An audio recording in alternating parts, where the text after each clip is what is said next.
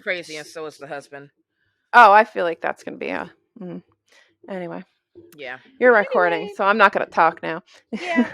Yeah. She sneaks those recordings in on me, Yeah. so that I don't know we're recording. Well, What we could did you just even? chit chat all day, so I had to just push record so we can actually get started because we'll just be yeah. It's true. Yeah. We do that all day anyway.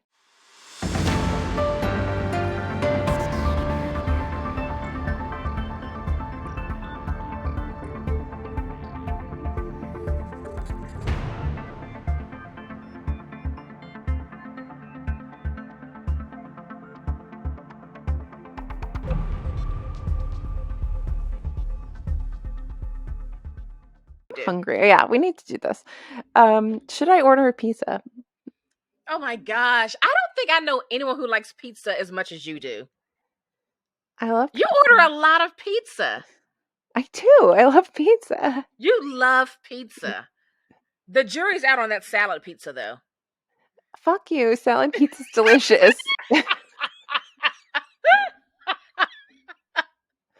You know, I just. Ugh. have you ever had like spaghetti pizza or ziti pizza or any of that? Mm-mm. I really, really, really, really have to be in the mood for pizza. I'll tell you why. It's not that pizza isn't good. It just makes me feel too heavy.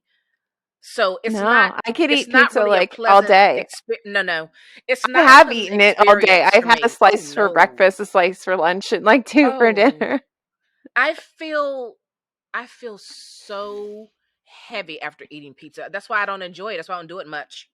I don't know. I think it's because like every Friday night as a kid, we had pizza, like because my parents didn't want to feed us. So like, or maybe it was Saturday night. I don't know, but like now it was probably Saturday night because they would pick us up from the babysitter on Fridays. Yeah. But anyway, like once a week we'd have pizza night, and like we would get pizza and soda. It was like the one day a week we got soda and Oh like gosh. yeah, so like pizza's like a whole thing. We still go to the pizzeria. Like every time I go see my mom, we go down the street to the pizzeria and we get garlic knots and pizza. Just bread And on that top of bread. pizzeria makes fantastic pizza. I can't. And the I best can't. garlic knots, like nowhere makes garlic knots like the pizzeria in West Nyack, New York. Best garlic knots. I do not like how I feel after I eat pizza. That's why I can't get into it. That's why it's not a thing I look forward to. It's not. I feel so incredibly huge and stuffed after. No, I love it. Well, I'm glad you love it. I'm glad you love it. I don't ever get Didn't I tired of send it. you? Didn't I have pizza delivered to your house once? You did.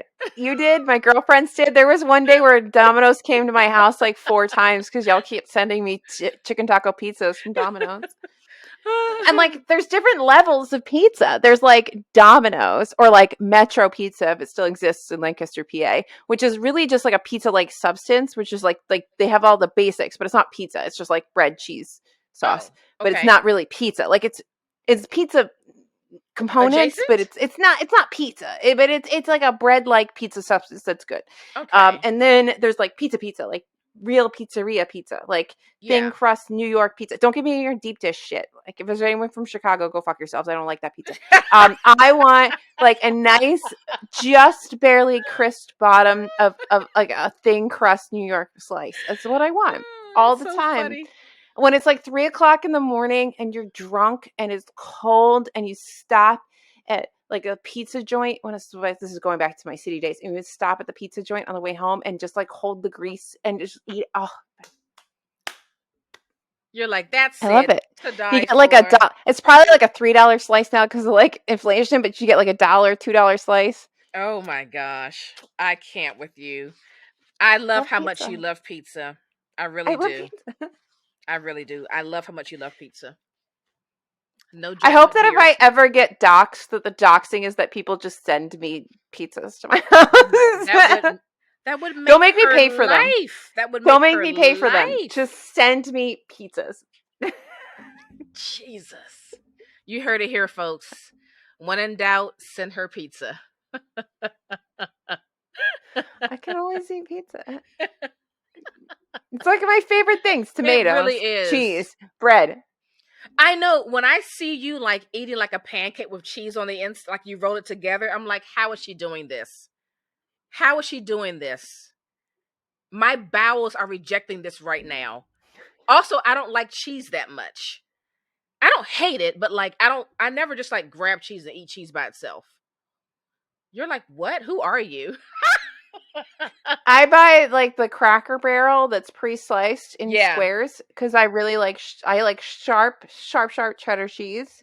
It's my number one favorite cheese, and I will eat squares of it and passing as I walk by the fridge No way, because I don't never. even want to take time to cut it. Like I just want to like randomly. Sometimes I just want a little cheese. I'd never snack on cheese. That's so But funny. like also growing up, my grandparents, when I would go to my dad's parents' house, they would always have like when the adults were having cocktail hour, we would have cheese and crackers. So I Yeah. grew up with cheese and crackers. Cheese crackers and pepperonis are like my favorite things. Oh my And goodness. how is that not just like pizza adjacent? I mean, it kind of Carb. is. Yeah. Yeah. It's all for you, my dear. It's all for you. I also put ketchup on my mac and cheese, which is Shut essentially just it trying to down. make more things like pizza. Stop it. Shut it down right now. This is where I draw the line. This It's is delicious. where Don't mock I it till you try it. draw the line. Don't mock it till you try it. I It's am delicious. not trying that. Now, when I was a kid, I would put ketchup on eggs, but then I No, advanced and I started putting salsa on my eggs. And I still do that to this day. I'm telling you. Scrambled Put eggs, ketchup in your mac and cheese. salsa, sliced Put avocado ketchup on in your mac top. and cheese. Put ketchup in your mac and cheese. People do not put a ketchup on your mac and cheese. Did you hear me? Do you hear me? Do you hear me? Do not put Put ketchup on your ketchup mac on and your mac and cheese. cheese. Put ketchup on your mac and cheese. We've been fighting for like 7 minutes about pizza and various like tomato, cheese, and bread combos. All right, for the listeners out there, if you're a pizza fan, for the Instagram post for this episode, put in the comments what your favorite pizza place is and what's your favorite style of pizza. Boom. Let it begin. Oh my god! If they have an Instagram, link them.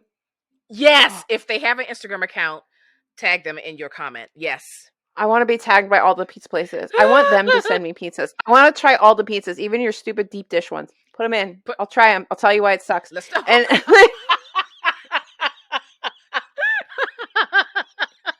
let's do it. Let's do it.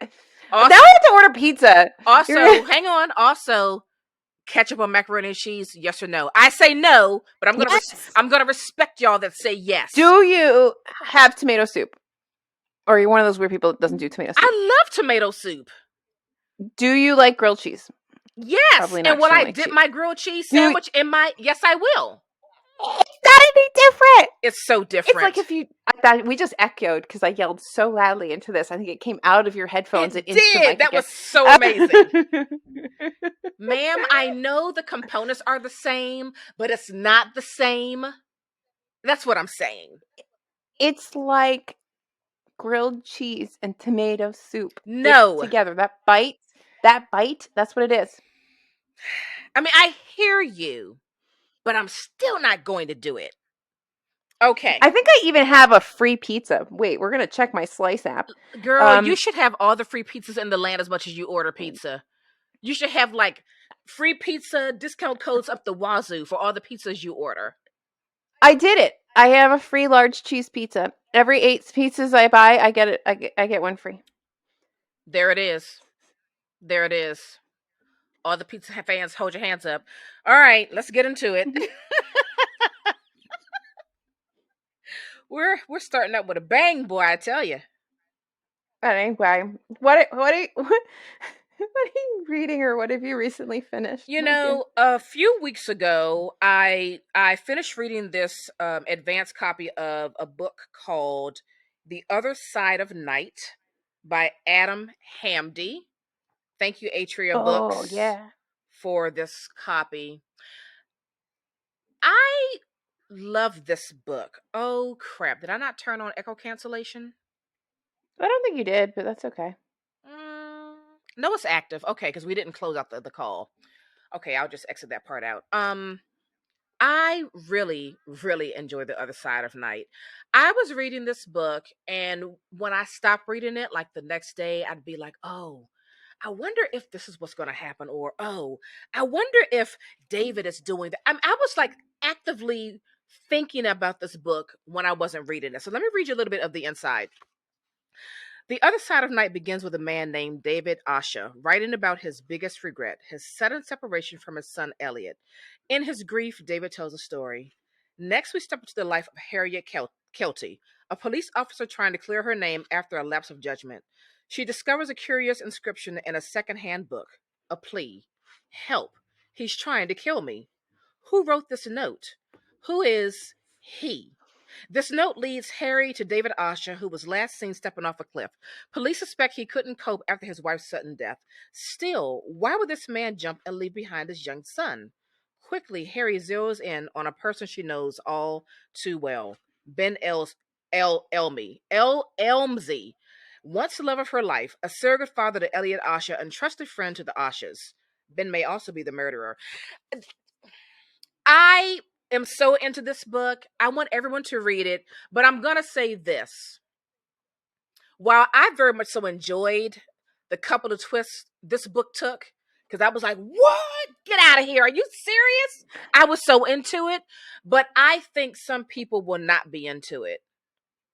That's what I'm going to say. You know what I mean? It's the Well, now you've made me hesitant well, because I you just want to be know on. that like me and thrillers are hard. I just want to be honest. I'm realizing that this one particular twist may not work for everyone, but I thought this was an incredible book. It was so fun. It was so engaging. I mean, I was trying to figure things out. And let me tell you something. I thought I had things figured out. And when I tell you I was completely wrong on everything, I was wrong on everything. And it was so delightful to be wrong. Okay? So I'm going to say. Okay, Miss Marple. That's all I'm going to say. I loved it. The Other Side of Night by Adam Hamdy. And this comes out September 27th. Thanks again, Atria. Loved it. I think if I can find the audiobook like on Script or somewhere, I'll listen to it and I'll tell you how I feel. But you already got your But I'm copy not of this, gonna, right? Because I had them send you one. Didn't you get it already? There were two books that I added you as like, yes, send my friend a copy. So you should have one of these. And by the way, Atria, I love how you all do that from time to time, where you send us an email and say, hey, if you know of a friend who would also like a copy, let us know. I really like how they did that. I legitimately don't remember ever receiving that book. I feel like you got it already. Okay, look after. I'll remind you. Yeah, remind me. Because it's not jumping out from the mystery pile down here.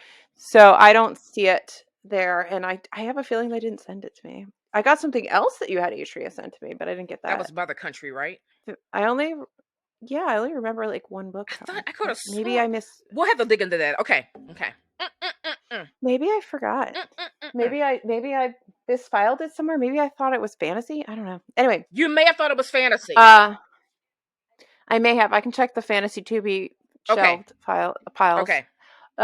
So I have, and I finished this recently in a like my little 24-hour readathon that I did by myself. That was cute.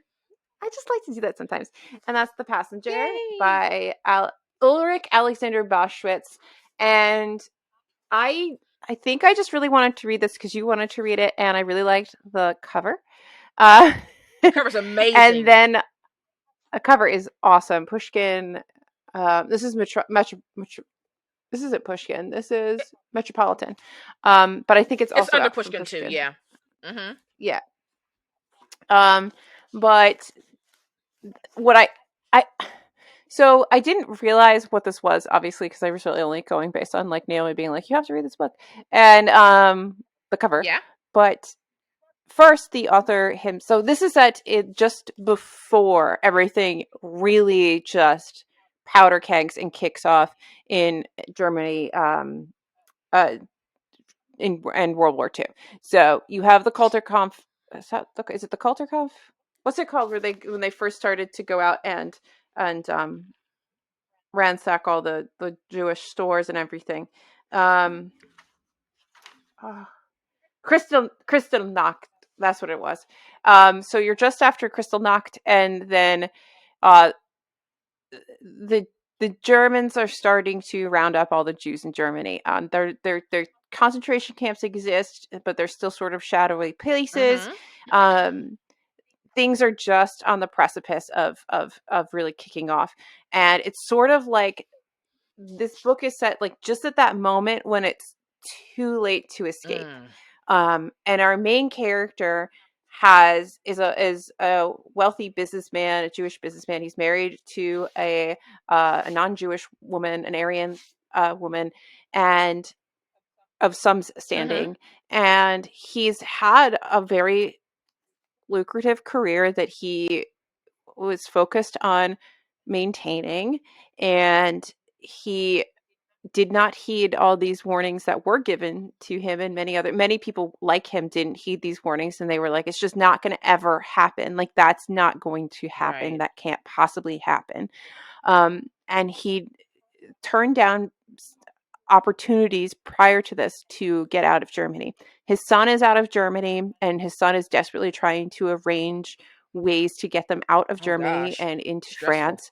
And uh but meanwhile, like, like the wife is fine at this time, because I found that part interesting, because I know that women who slept with or were married to Jewish Mm-hmm. men were shamed by, as in the later parts, were shamed quite heavily. And I don't know if they were also like sent to camps or were, to that Mm. level treated.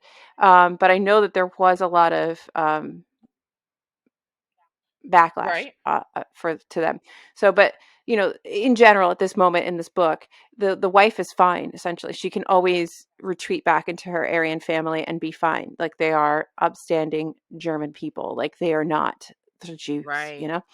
But the husband doesn't have that. But the thing that he does have, and this is why I think this is actually interesting for passing as well, is that he doesn't appear to be Jewish based on all the rules and signs that the Nazi party is using to make you Jewish. Ah, So okay. he can kind of pass as being a Gentile. And so he's trying to, the whole story is him trying to get out of France. But basically what ends up happening is he just kind of is riding the train Mm-hmm. system and going here and there and everywhere in this attempt to somehow get out of Germany and into France. And it's just this spiraling down of this poor man from this very together, wealthy, established businessman to just this almost Mm. lunatic by the end. And it's so brilliantly written. It's so good. And what I didn't know is that the author himself, he died at like 27 or something like that. He What? was in a boat that got like bombed or something like that. But he left. He's Jewish, and he left Germany like at about this time, and he went to, I think, like the UK and then some other places, and he wrote this, and I think he wrote something else. Um, and I think this is when this was published was the first time it was ever published in, or at some point it was like in the 2000s when this was published for the first time in Okay. German, um, in its original German. But he died, and he had sent these pages on to like his family and was like, please, whatever, I wrote this book. And the family ended up publishing it after his death. So Wow. I don't think he ever even saw this publication, because he died, like, I think he was like on like a boat, like a transatlantic crossing, and got hit by like a U-boat or something like that. That's crazy. So yeah. So like the author's story itself is really He died crazy. so And young. yeah, he was 27 when he died. So like the little introduction's really interesting. The book's really interesting. Obviously I loved it. Yeah. Flagged to the heavens. And it really captures so well this like internal panic, because you can't even talk about things, right? Because like if you're passing as the thing that's being hunted, if you're being hunted and you're passing as the thing that's not being Mm-hmm. hunted, as the hunter, like you can't even talk about anything, that like internal Yes. struggle. And we talked about this when we talked about passing. This is all those same, anytime you're hiding who you are and you're just waiting for the other side to Yeah. like notice Yes. that house of cards, like Is this is it's this really, a you book need to that read we it. need to discuss on the show in depth? I think it is, and you Okay, need I just to read it found a really because good copy on Abe, so I think I'll order it this week. get it, because I mean it really is like this trip. And you know what, and not in the for some reason it gave me Master and Margarita vibes, and not in the surrealist Mhm. thing, but something about, I think maybe the propulsiveness of the Mm. story, maybe like this sort of like you never really get out of, like it's so, he's just going around and around and around. And I feel like in Master and Margarita, like you kind of have that like everyone's just kind of going Yes. around and around and around in this weird like hellscape of Right. surrealist whatever fuckery. And like I kind of got that same feeling, because you get like that's almost like you're dizzy Yes. reading it, like you're just like this, like, and you want him to, you know, nothing really good is going to happen to this guy, but you so want it to. Mm. But you're also, with the retrospective hindsight, or like the intelligence of hindsight, being like, you dumb idiot, just get the fuck out. Damn. Okay. Yeah. See? I knew It's I really just good. some books you just know are going to be good. Now, as you know, every time I go to McKay, the thrift stores, I never run across this book. So now I'm going to order it online. I wonder how many people have actually read it in like the general That's true. populace. I think that it's probably been read by a lot of people, but not by, I think it's going to be by like people who read a lot of Yeah. literary fiction and a lot of translated works. And like that's really where they live, Mhm. is in that space. And anybody who reads maybe more commercially, for lack of a Right. better term, I don't think you're going to get as many people, but I think more people should read it. I think it would be an interesting book to read in college. Sounds like it. Sounds And like it. Well, I've just found the copy for like a little over $7. So I just threw that's not that bad. in the cart. I paid full Mhm. price I for threw mine. mine in the So cart. So awesome. Yeah. Okay. yeah, it's fantastic. Excited. It really is. All right. Okay. I'm distracted now by 8 books. Let me move on. I've got my list out for today's conversation, which I'm very excited Yeah, about. he's so young. I mean, like, this is his author photo. Like, look, Wow. can you even see it? Like, look how Yeah. young he is. So young. So young. So young. Now, I think, if I'm not mistaken, either that book was just nominated for something earlier this year or last year or won something, but I can't remember what exactly. I mean, it should win a lot of things. Yeah, he was at some point after moving to England in 39, he was interned as an enemy alien once war broke out, because he's German.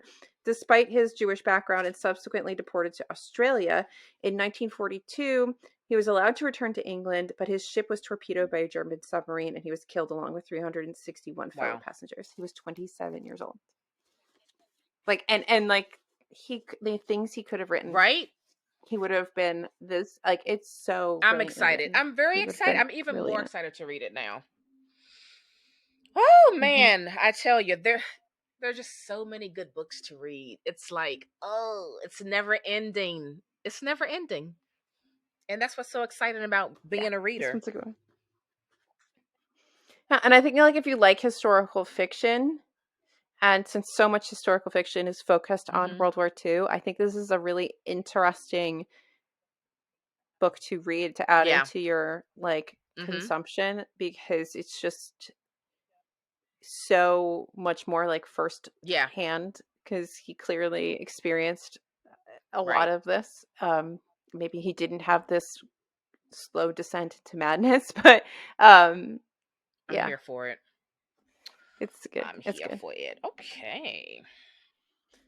So what are we talking Well, about today? today we're going to be sharing some of the fall Frontlist releases we're kind of looking forward to and hope to read.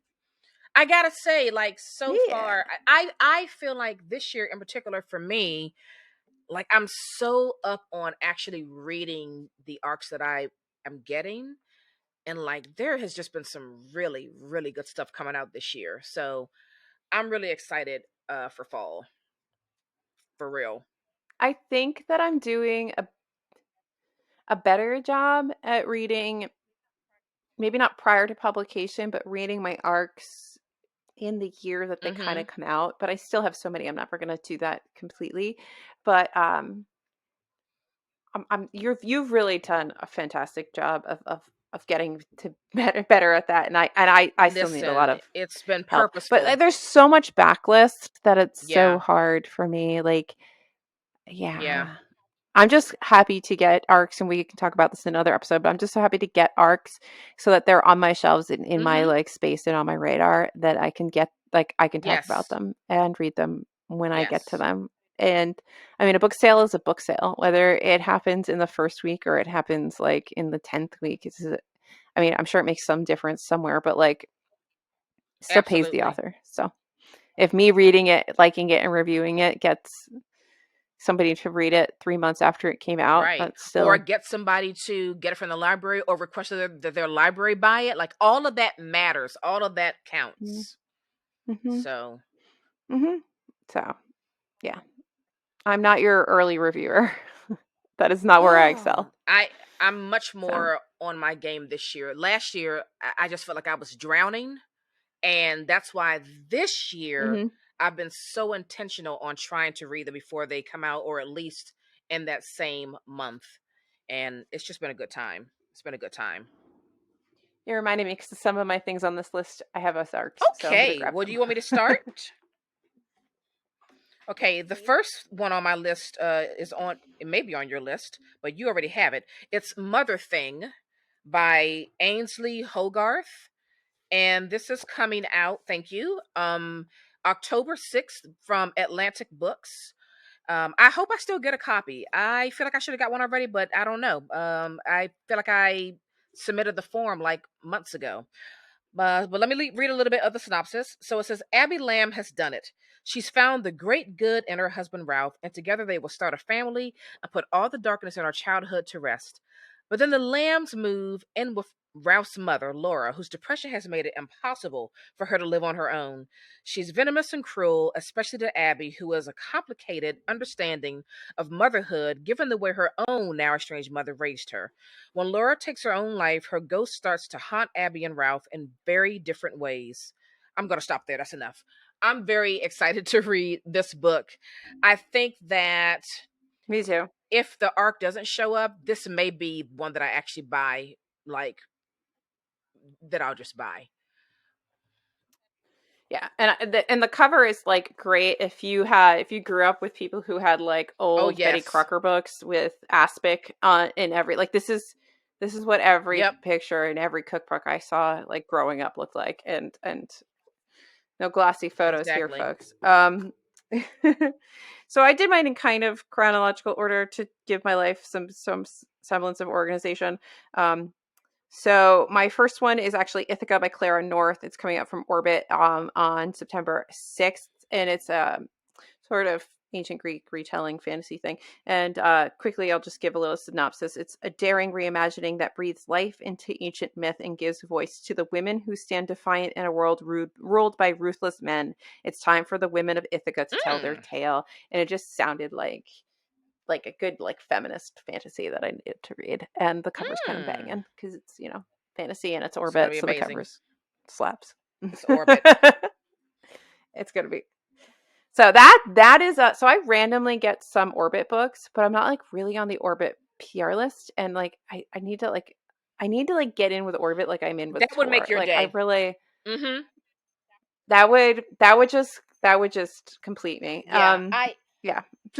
when I look at my fantasy sci-fi shelves, I'm trying to see who I read more from, Orbit or Tor. I think it may be Orbit, but I really need to I like look and do a count. But right now, just by glancing I at don't it, know. I I think it think I read depends. more. I think from Orbit. I think. I don't know. It's hard for me to answer that because like I get so many books from Tor and all the Yeah. Tor like sort of little subsidiaries that like it's hard for me to know.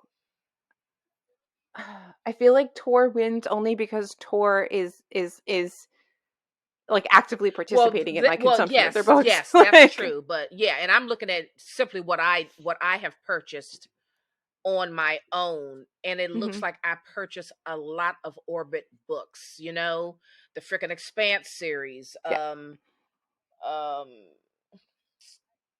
the I almost bought book 8 the other day, but I'm going to get through Women in Translation, and then I'm going to pick back up with book 8. I'm just still mad because I don't have the other two. I won't have the other two in paperback, and it's oh really going to yeah, you irritate know, me I've to got the have last one in hardcover. But them in anyway, hardback. so I'm gonna do a count, but I think I have more Orbit than And Tor. I'm And if anybody knows if Orbit paperbacks in the UK are the same as Orbit paperbacks in the US, might be able to get them in paperback from Book Hmm. Depository, because sometimes, most of the time, I feel like, and I don't know why the US doesn't do this, but like I feel like elsewhere they do both formats Oh, depending on what you want to interesting. buy. Like instead of waiting like a year or two for you to like get the Right. paperback of a book. The US seems to like to roll them out Yeah, yeah, yeah. separately. I I don't know. know Like I'm why. gonna end up having 2 copies of book 9 because I pre-ordered book 9, the final book in the Expanse series, which is hardcover. And the rest of mine are the 1 through 8 are paperback, but like I had to have it because I'm going to read it before the paperback comes out. But whatever. FYI, I texted Jesus and said it's going to shock you, but I ordered pizza and all they did was send me a See, there laughing it is. emoji. Okay. Oh. All right. Oh, is it my turn or is it your turn? I just got lost. Oh, It okay. is your All right. All turn. right. It is your All right. turn. My next book on the list is called Suburban Hell by Maureen Kilmer. And this is out August 30th by Putnam. And it sounds kind of like fun to me. So it says a Chicago cul-de-sac is about to get a new neighbor of the demonic kind. Amy Foster considers herself lucky. Ooh. After she left the city and moved to the suburbs, she found her place quickly with neighbors Liz, Jess, and Melissa, snarking together from the outskirts of the PTA crowd. One night during their monthly wine get together, the crew concoct a plan for a clubhouse she Ooh. shed in Liz's backyard. A space just for them, no spouses or kids allowed. But the night after they christen the she shed, things start to feel off. Yes, it just sounds like it's going to be a lot of fun. So I'm here for that. I need a Don't we she though? shed. I know. Um, that does sound really good. And what was it Suburban called again? Hell. Isn't the title great? Oh, that's where I live. It is good. Um, all right, so my next one is the next book out from Ling Ma, who wrote Yes. Severance, which I can't believe we're already getting a Short book. stories. And that is Bliss Montage Stories. This is a crash through our carefully built mirages. What happens when fantasy tears the screen of the everyday to wake us up? Could that waking be our end?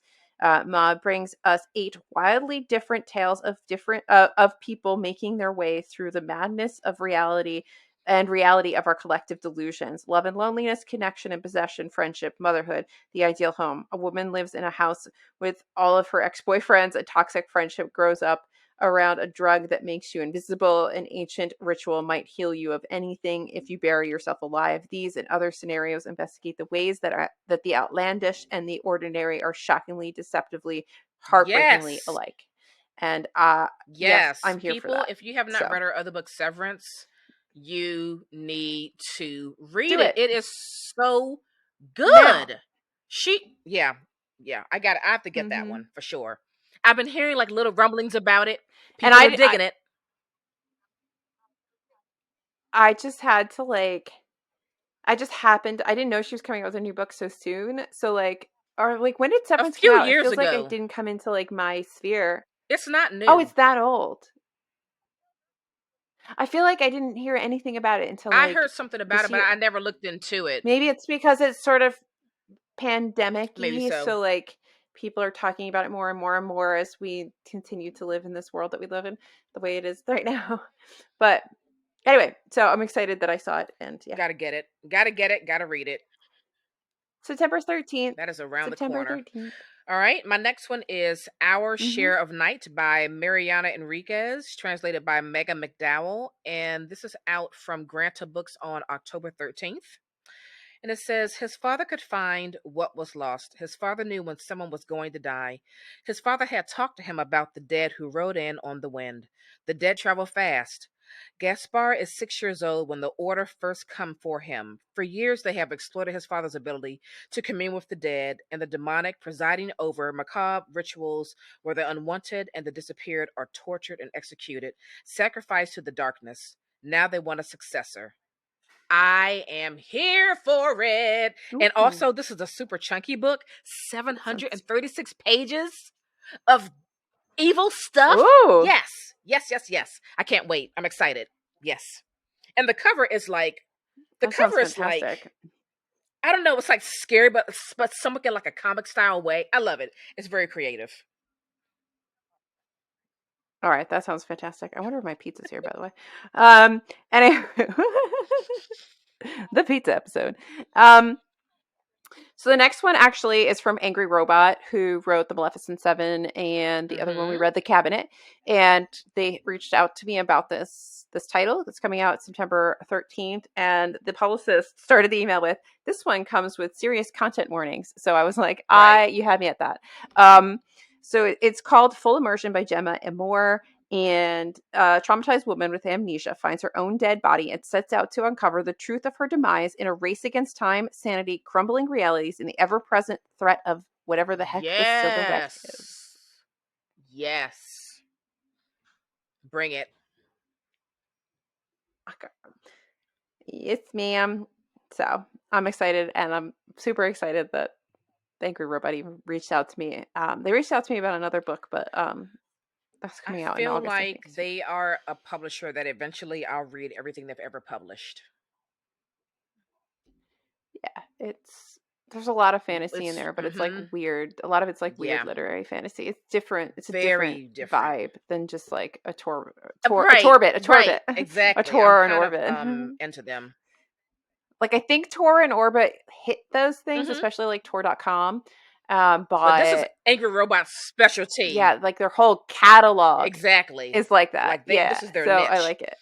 Yeah. All right, my next one is one that I just came across last week, and I'm so excited to get to read it. It's Trespasses by Louise Kennedy. Now, it's out now in the UK, and I'm so pressed to read it. I think I'm going to order it from Blackwell's, although I like the US cover better. So, in the US, Ooh, it's that like so so rare, rarely right? happens. In the US, it comes out from Riverhead on November 8th. But, like, I don't know if I can wait that long. I really want to read this. So, it says, set in Northern Ireland during the Troubles, a shattering novel about a young woman caught between allegiance to community and a dangerous passion. Amid daily reports of violence, Kushta lives a quiet life with her mother in a small town near Belfast. By day, she teaches at a parochial school. At night, she fills in at her family's pub. There, she meets Michael Agnew, a barrister who's made a name for himself defending IRA members. Against her better judgment, Michael is not only Protestant but Ooh. older and married. Kushta lets herself get drawn in by him in a sophisticated world, and an affair ignites. Then the father of a student is savagely beaten, setting in motion a chain reaction that will threaten everything and everyone Kushta most wants to protect. As tender as it is unflinching, Trespasses is a heart pounding, heart rending drama of thwarted love and irreconcilable loyalties in a place where you come from seems to count more than what you do or whom you cherish. I just gotta read it. I just gotta read it. Yep, I Get it. think I'm gonna get it from Get it. Blackwell's.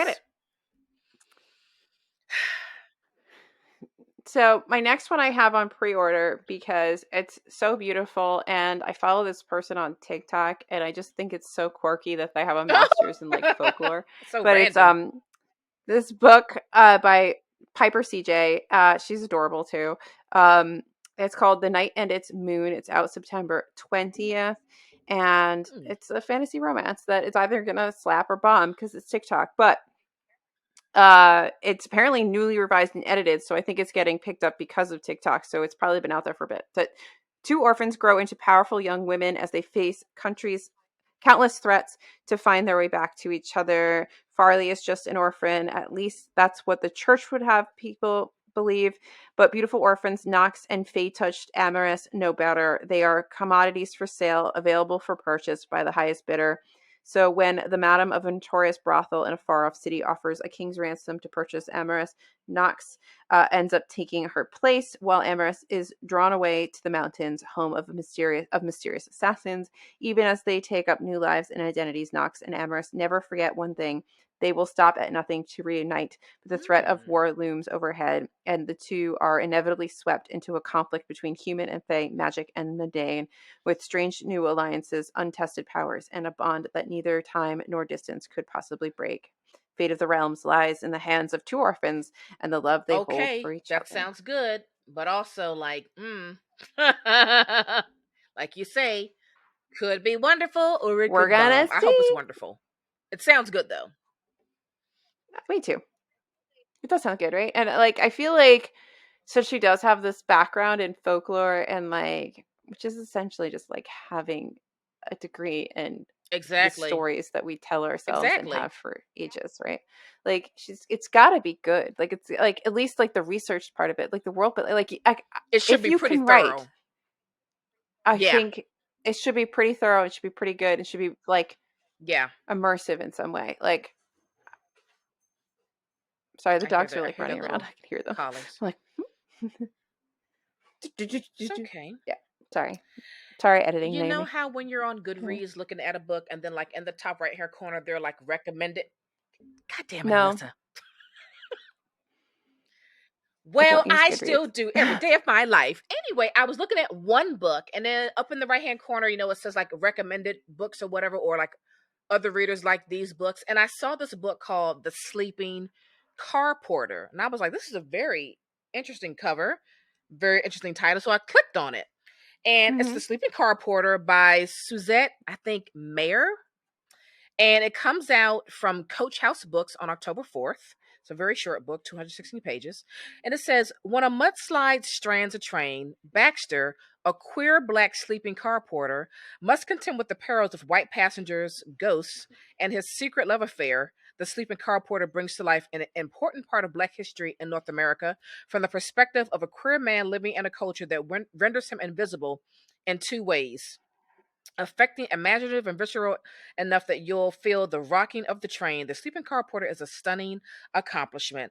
I've never heard of this publisher nor this author, but I want to read this book.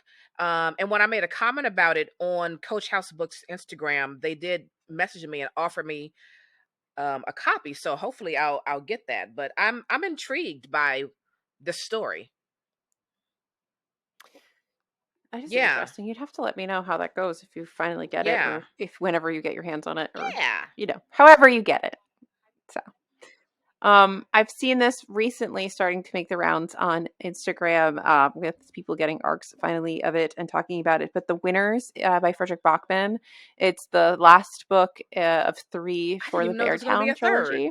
And you and I found, yeah, so you and I found, I know you don't like Bachman, but, and you DNF Beartown, but um, we did find Us Against Them while we were out Mm-hmm. thrifting, you and I. So I have to get on that so I can get on The Winners. But Yeah. again, all my Bachmans are in paperback. So yeah, all my Bachmans are in paperback. So I'll have to wait till that paperback comes out so I have some time. But yeah, I'm excited for that to end. I know that some people don't like Beartown because it's kind of slow, but if you keep going on, I don't know. I think it's brilliant, and I think that slow pace is. Mm. I don't know. I liked it. I think I really got into that town, but I like hockey Yeah. and stuff, and like yeah. Yeah. So I mean, I think most people like that book. It's very. I am. It you're is just a weirdo. very, very rare if I hear. I don't like But you don't Bachman. like Period. Bachman, period, I though. I don't like Bachman. Period. But Beartown in particular, I feel like most people really, really love that book. It is very rare when I hear someone say they don't like Beartown. Very God, I love rare. Bachman. Yeah. All right. It's and you like small town. Like I don't know I how don't you don't like know. Bachman, but Bachman you ain't don't for like me, Bachman. man. He It's ain't okay. for me. It's okay. All right. It's This okay. next one, we're still We're still friends. friends. Listen, It's okay. this next one I'm so excited about because it wasn't supposed to happen, but last year this author announced it's happening, and I was like, "Are you shitting me? What? Okay, okay. Is that Mercy? Who is that? Oh, there That's you both of go. them pizzas here. I think it was 2019. I think. Let me double check that because I want to be right. Yes, it was 2019 when I was on the, I think it's the Library Reads website where the librarians give you their book recommendations for the next month. And on that list in 2019 was this book called Wanderers by Chuck Wendig. And when I read a little bit of the synopsis, I was like, that book's for me. I already know it. I ordered that bad boy and I was like, I'm going to read this on the first day of fall. And that's exactly what I did. It was just, the whole vibe was perfect. I love that book. So then later on, Chuck Wendig announces there's going to be a sequel. I said, what? A sequel? We were not expecting this. The sequel is called Wayward, and it comes out, I think, in November. And yes, November 15th. So excited. So let me read a little bit of it. Or should I not, because it's a sequel? Maybe I shouldn't read the synopsis. I'm not going to read it because it's a sequel. It might ruin something from the first one. But if you are a Wanderers fan like myself, yay, we have a book 2 coming. If you've never read Wanderers, give it a read. It was such a wild, fun ride. But anyway, Wayward Wanderers number 2 comes out from Chuck Wendig from Del Rey Books, November 15th. Boom. There you have it. All right. I hope hopefully the dogs are done barking. I tried to mute myself so that you didn't have to listen to because it was excessive. So my next one, I think I've talked about before, and I may have done it in our last recommendations for Frontlist, but we're doing it again. And that is Leech by Huron Ennis. And this is, thank you Tor.com for sending this to me. I do need to get to this. This comes out September 27th. I would like to get this. So like you'll start to notice that a lot of these recommendations are very like fantasy, dark, sort of horror-y, like that kind of vibe, because that's Yeah. what I want to read in fall. Like I don't have as much like I want that speculative, dark otherworldliness Yeah, in my life for sure. once it gets cold. That's what I want. So this is okay, I'll read it to you. Meet the cure for the human disease in an isolated chateau as far north as north goes. The Baron's doctor has died. The doctor's replacement has a mystery to solve, discovering his own institute lost track of one of its many bodies. For hundreds of years, the Interprovençal Medical Institute has grown by taking root in young minds and shaping them into doctors, replacing every human practitioner of medicine. The Institute is here to help humanity, to cure and to cut, to cradle and protect the species from the apocalyptic horrors their ancestors unleashed.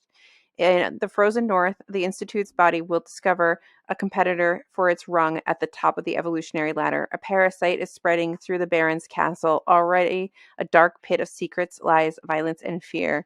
The two will make war on the battlefield of the body. Whichever wins, humanity That will does lose sound good. again.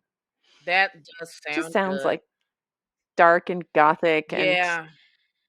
Yeah. just terrific and Listen, lovely. I'm ready for the fall too because that's when I'm going to start my Southern Gothic literature journey. That's when I'm going to read a lot of my like mystery crime things. I'm going to start that that urban series. She's ready. She's ready for I mean, fall. She just for says that, she's ready not for for the weather, fall. just for that. Yeah, just for that, you know? So, I'm excited. I'm excited. You Fall is heard it fine. here It's winter that first, I hate with a folks. passion. Anyway, Quiet, please, in the recording studio. Shut doors gently, please. Okay, next on my list. Yes, we we do. need our own spaces. Next on the list, first of all, I didn't even know this was coming. I was like randomly on the Barnes Noble website one day and they were promoting this book, and I was like, what? And it is Gleanings, Stories from the Ark of a Scythe. And this is book 3.5 in the Ark of a Scythe series by Nair Schusterman. If you all have never read the Ark of the Scythe trilogy, let me tell you right now, you need to get on it. That is a series where each book gets better and better and better. It was amazing. We did a big old group buddy read for that trilogy. First of all, it was so fun doing that. We had the best time, and those books are incredible. And I did not know that there was going to be another one. So this comes out.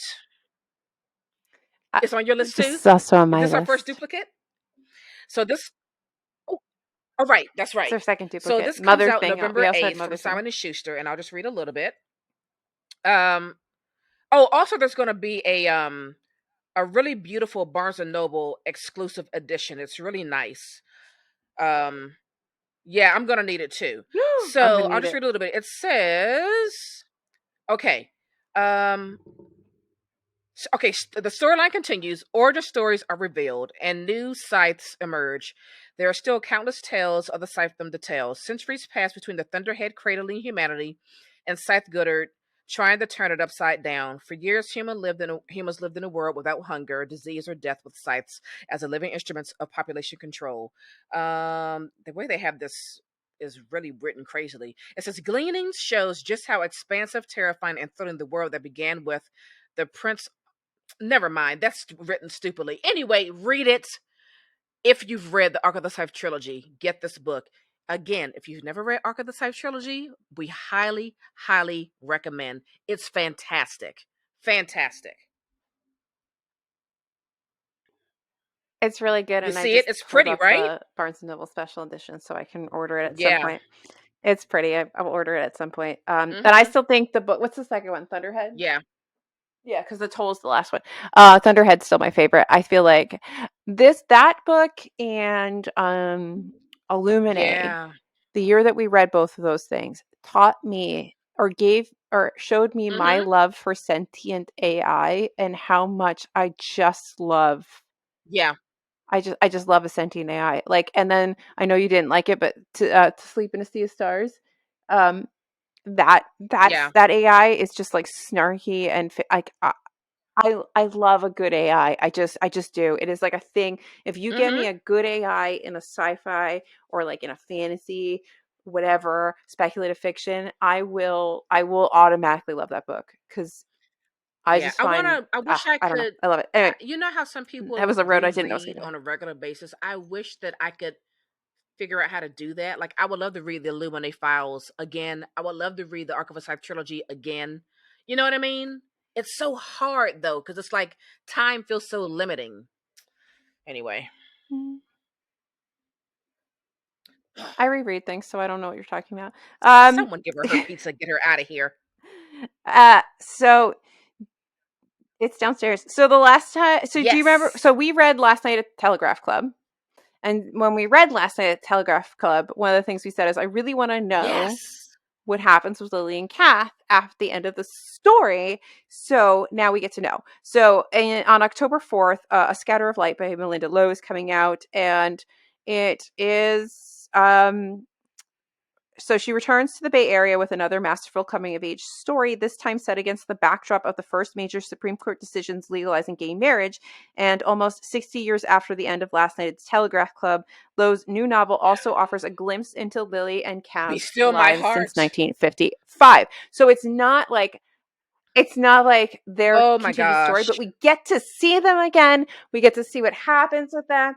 And I'm excited. And I hope that this book also makes me hungry, because that's the other random thing that, like, if your book has a lot of food and makes me This makes me hungry, so like, it makes me so I happy. will Oh my love it. gosh. This was So, last night at the Telegraph Club was one of our 2021 TBR Lowdown book club picks, and it was such a great read. I will be reading A Scatter of Light. hmm oh my God, those scenes where Mm-hmm. her mother is screaming at her. Yeah. Oh, Such a good book. so heartbreaking. Okay. All right. This next one I'm hmm very excited about because I did not know it was coming. And it is Rust in the Root by Justina Ireland, the author who wrote the Dread Nation duology. And this is out from Baltzar and Bray on September 20th. And it says this is a spellbound historical fantasy set at the crossroads of race and power in America. It is 1937, and Laura Ann Langston lives in an America divided between those who work the mystical arts and those who do not. Ever since the Great Rust, a catastrophic event that blighted the arcane force called the dynamism and threw America into disarray, the country has been rebuilding for a better future, and everyone knows the future is industry and technology, otherwise known as mecha mechomancy. Oof, these words.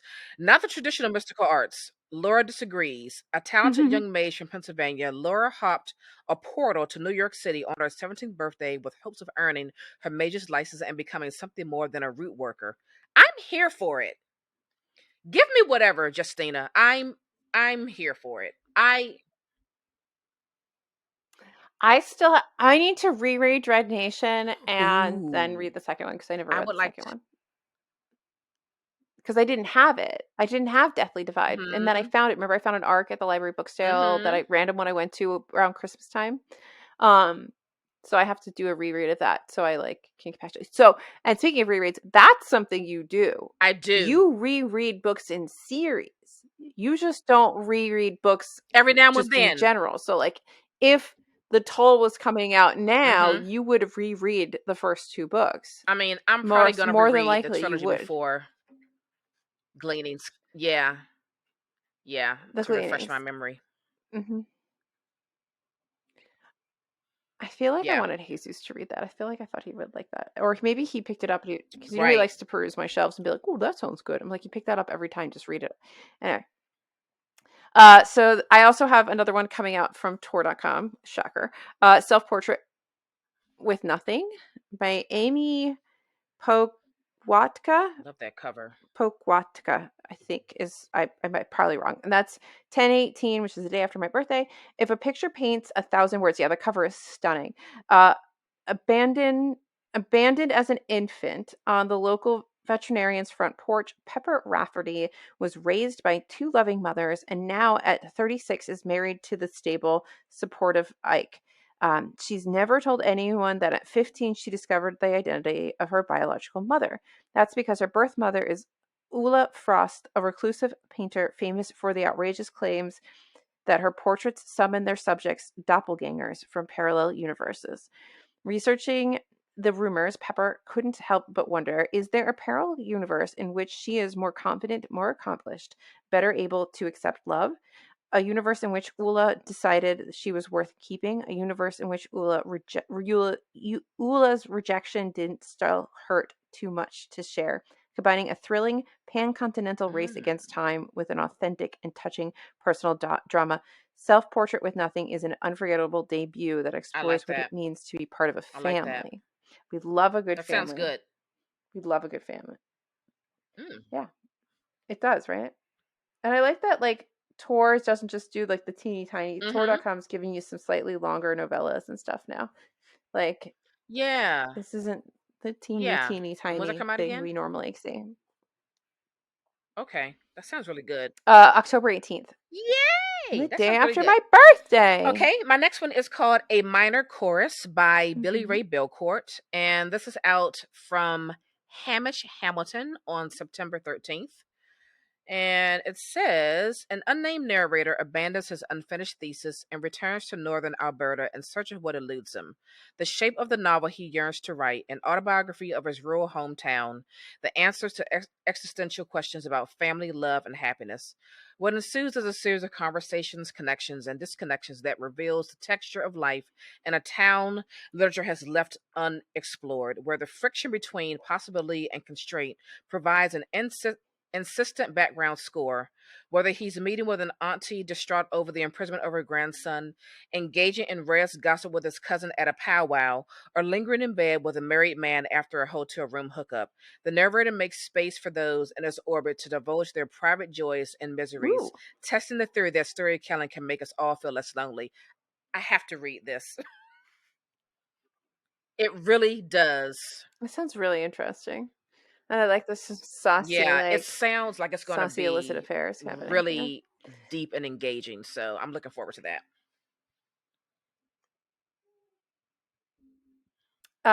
Next up, I have the last two I have are actually all from Tor. So from Tor Teen, I have the Luminaries, which is a new series Oh from yeah, Susan yeah. Dennard, who did the Truth Witch, and this other series like A Strange and Deadly Mhm. something or other, Strange and Lovely. I don't know. She's got another trilogy that I need to finish the last book in. That one's kind of fun. I think you'd like that one. It's kind of like Sherlockian You have Victorian me at fantasy Sherlockian. murder mystery thing.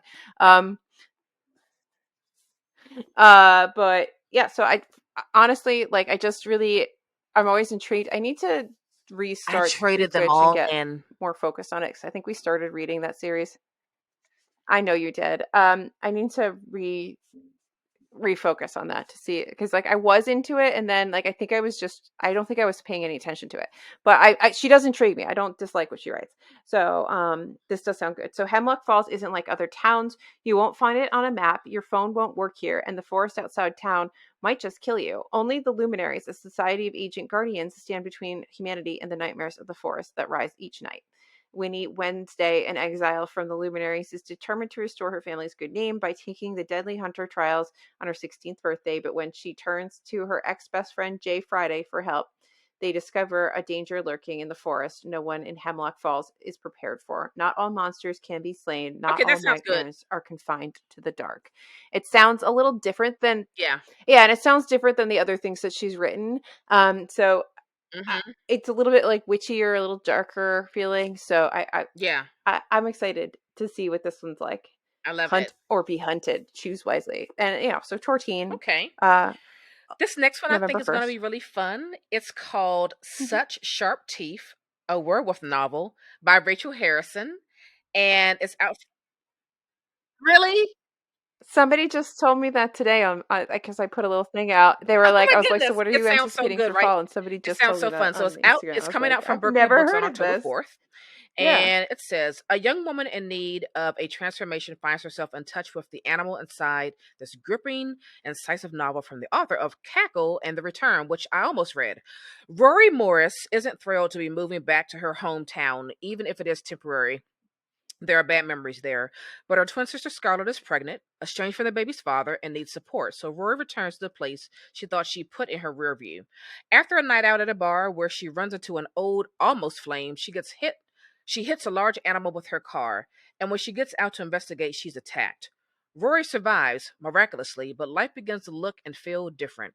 She's unnaturally strong with an aversion to silver, and suddenly the moon has her in its thrall. It just sounds like it's going to just be a good old time. Just give me a good old werewolf novel. I'm here for it. I want it. Such Sharp Teeth by Rachel Harrison. I want it.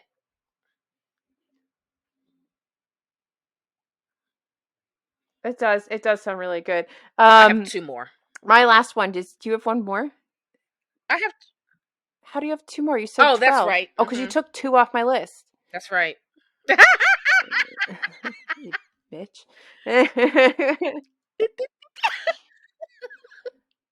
Anyway, so Okay.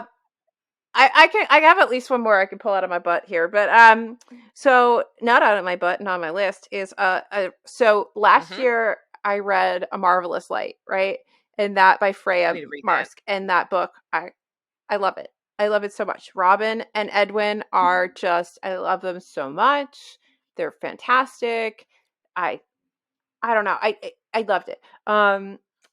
Now we're going to get A Ruthless Truth, which is the second in the series, and this time we get to follow Robin's sister Maud. So magic, murder, shipboard romance. Maud Blythe has always longed for adventure. I'm sorry about my voice. She expected plenty of it when she volunteered to serve as an old lady's companion on an ocean liner in order to help her beloved older brother unravel a magical conspiracy that began generations ago. What she didn't expect was for the old lady in question to turn up dead on the first day of the voyage. Now she has to deal with a dead body, a disrespectful parrot, the lovely, dangerously outrageous Violet Debenham, who's also returning home to England. Violet is everything that Maud has been trained to distrust, yet can't help but desire a magician, an actress, and a magnet of scandal. Surrounded by the open ocean and a ship full of suspects, Maud and Violet must first drop the masks they both learn to wear before they can unmask a murderer and somehow get their hands on a magical object worth killing for without ending up dead in the waters themselves. It just sounds fun and like Yeah. I mean, now the ladies get a chance to have some loving, and I'm like, yeah, give it to me. Give me a little like fun, magical mystery romp on this So that's high book two, seas. right? Lesbian mystery romp. So I'm thinking I'm going to That's book request two. in my library, order that, and then when it comes in, I'll read book one because you sent me book one, and then I'll already have book two from the. That's what I think I'm going to do. Request the I library and did. get it. Hmm. I will say I do have an e-arc of book 2, and I tried to get a physical arc, and Tor Oh, was like, "Oh really? yeah, no, we're keeping those on lockdown." And I'm like, but like, Wow. Okay. I Okay. love Yeah. them." Yeah. I'll actually request that this weekend. So, so if anyone from Tor is listening, I know that there She are, just wants one. I know there are She would like one, please. copies. I just want one. I Okay. saw All right. it. Okay. I guess okay, so give me a minute to try to find my other two. I have two more for you. They're both sort of Okay. not sequels, but like second. One's My next sequel, one one's a is second. called Most in the Jackal series. by Yeah. Aaron E. Adams, and this is out from Bantam on October 4th. And it says a young black girl goes missing in the woods outside her white Rust Belt town, but she's not the first and she may not be the last. It's watching. Liz Roker is coming home, reluctantly. As a black woman, Liz doesn't exactly have fond memories of Jonestown, Pennsylvania, a predominantly white town, but her best friend is getting married, so she braces herself for a weekend of awkward and passive aggressive reunions. Liz is grown, though. She can handle whatever awaits her. But on the day of the wedding, somewhere between dancing and dessert, the bride's daughter Caroline goes missing. And the only thing left behind is a piece of white fabric covered in blood. It's taking. As a frantic search begins with the police combing the trees for Caroline, Liz is the only one who notices a pattern: a summer night, a missing girl, a party in the woods. She's seen this before. Keisha Woodson, the only other black girl in school, walked into the woods with a mysterious man and was later found with her chest cavity ripped open and her heart missing. Yes! Give it to me. I want it. That is Jackal by Aaron E. Adams. Again, an author I've never heard of. Is this a debut? I think it's a debut. She's a first generation Haitian American writer and theater artist. So I'm excited for that. Mm-hmm. Oh, interesting. All right. So, okay. So the next one, let me pull it up here because now I have to do this off Amazon. So hold on. So I have, um, so what was it, like last year or 2 years ago? I remember. Winter's Orbit came out by Everina Maxwell, and I really liked that. And it gives me sort of, Strange and Stubborn Endurance gives me some vibes of Winter's Orbit in terms of the love, like the romance piece of it. I think the dynamic between the characters is similar, though I think the one character in Winter's Orbit was a little whinier than the ones in Strange and Stubborn Endurance, but that's whatever. So there's a second book that's coming out, and they're both Mm-hmm. standalones, Winter's Orbit and this next one, Ocean's Okay. Echo, but they are sort of in the same universe. So this is a standalone space adventure about a bond that will change the fates of the world, set in the same universe as Winter's Orbit. Rich socialite, introvert, flirt, ends walking disaster, Tanelin Coughlin, something, I can't fantasy names, can read minds.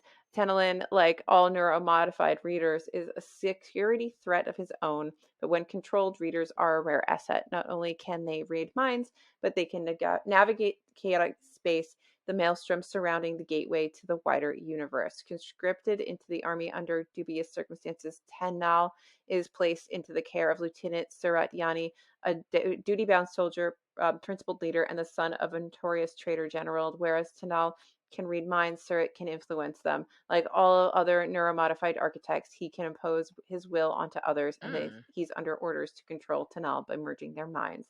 And I'm going to leave it there. But it sounds really, really good. It's out November 1st. I really want to read it. I really did like Winter's Orbit. It's a little slow, I didn't hear but great I things liked it. about it, and I didn't I hate that it was I slow. wasn't really sure. I just feel like I didn't get on with a lot of people, and at the same time, it didn't feel like a book that really gained any popularity of any sort. Like I heard very few people talking about A Winter's Orbit. I I feel like certain people really liked it, and I think it's kind of like, not that they're the same, but I feel like Mm-hmm. if you liked Gideon the Ninth, Mm. you probably also liked Winter's Orbit because they're Mm-hmm. both kind of like tedious in some way. But I enjoyed the tedium, and I enjoyed the relationship between our two main characters. And I kind of liked this, like, I liked the space setting. I liked what was happening. I think Yeah. I enjoyed it. So Yeah. I know it's not for All right. everybody, but I did enjoy it. Okay. Anyway, Well, so my last I one have is a one more. duology. I pulled it up. It is so exciting. This is a Mm-hmm. duology coming out from Cormac McCarthy, whom I adore. Okay, it's the Passenger duology. So the first book, The Passenger, comes out October 25th, and the second book, Stella Maris, comes out November 22nd. And this is coming out from Knopf. And so for The Okay. Passenger, it says 1980, past Christian, Mississippi. It is 3 in the morning when Bobby Western zips the jacket of his wetsuit and plunges from the boat deck into darkness. His dive light illuminates the sunken jet. 9 bodies still buckled in their seats, hair floating, eyes devoid of speculation. Missing from the crash site are the pilot's flight bag, the plane's black box, and the 10th passenger. But how? I'll stop there. And then the second book, Stella Maris, says 1972, Black River Falls, Wisconsin. Alicia Western, 20 years old, with $40,000 in a plastic bag, admits herself to the hospital. A doctoral candidate in mathematics at the University of Chicago, Alicia has been diagnosed with paranoid schizophrenia, and she does not want to talk about her brother Bobby. Instead, she contemplates the nature of madness, the human insistence on one common experience of the world. She recalls a childhood where, by the age of 7, her own grandmother feared for her. She surveys the intersection of physics and philosophy, and she introduces her cohorts, her chimeras, the hallucinations that only she can see. All the while, she grieves for Bobby, not quite dead, not quite hers. I'm just here for it. It's Cormac McCarthy. I can't wait to get it. Ooh. I was not.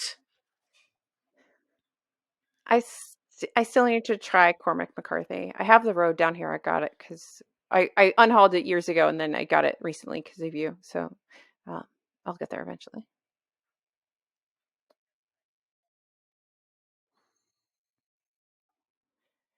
All right.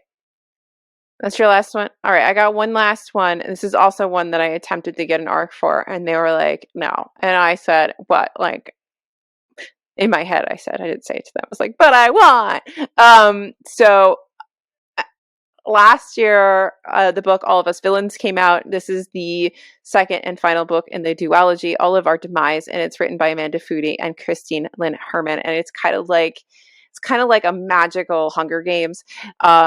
So this is the epic conclusion, and I think I'm going to pull up the first one and give you guys that summary, so I don't spoil anything since it's the second.